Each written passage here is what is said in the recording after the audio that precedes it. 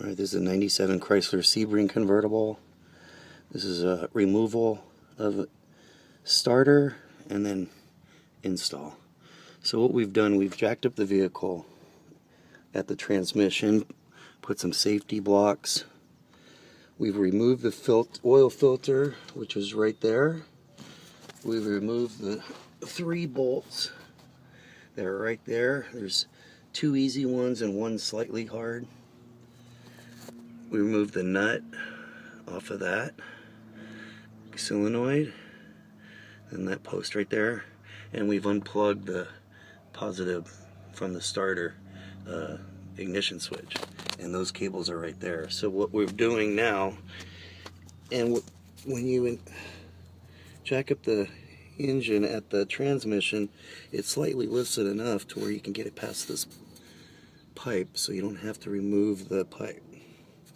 And you'll see that we've already taken out the bolts, the 3 bolts, and there it comes. Really simple.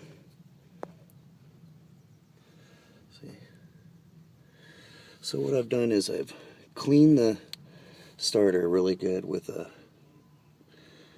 metal brush. Clean the grounding.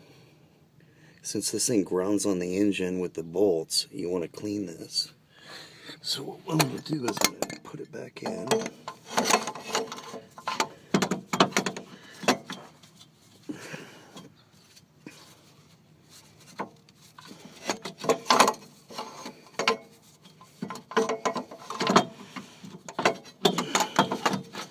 And there you go. It just pretty much goes right in.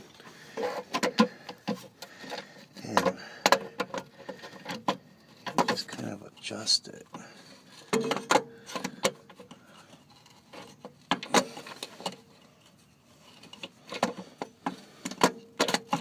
And there it goes, it's right in.